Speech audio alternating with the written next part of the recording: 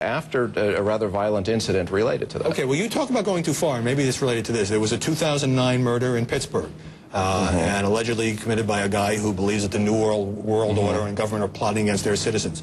You say in the book, it goes a bit too far to blame Glenn Beck for this, but Beck's words are inspiring the fringe. Isn't that guilt by association?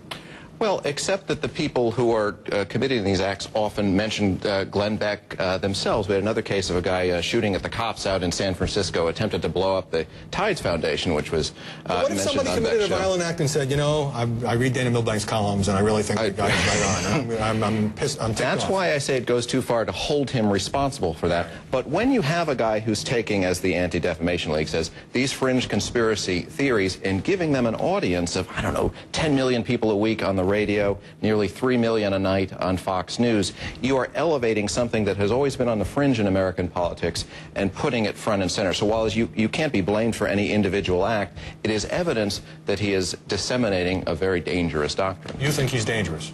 Well, I think it's been manifestly true that he's dangerous, but I mean he's very powerful as well. You haven't proven that he's dangerous. You've proven that you've argued that he says a lot of things that you don't like. Well, and when a man is frequently talking about you know, Hitlers and Nazis, and then you see the Tea Party rally with the same quotations of Tea Parties and Nazis, the one world government, the United Nations taking over civilization, posters of Dachau. You have to say, where does all this come from, and why is this suddenly out in the open? So yes, that's why I think it's dangerous. You mentioned his big audience. I mean, he gets a huge number in the afternoon on Fox, radio audience. So what makes him so popular? What do you make of the people who look to him for inspiration? I think it is just that. I mean, in a country of 310 million people, 2 million watching him is not a huge number, but it's a huge number of, a small number of very passionate followers. Now, I mean, I think some of this is he very cleverly speaks to, he's a Mormon, very cleverly speaks in terms of Mormon prophecy and conspiracy theories. I think that generates some of his audience.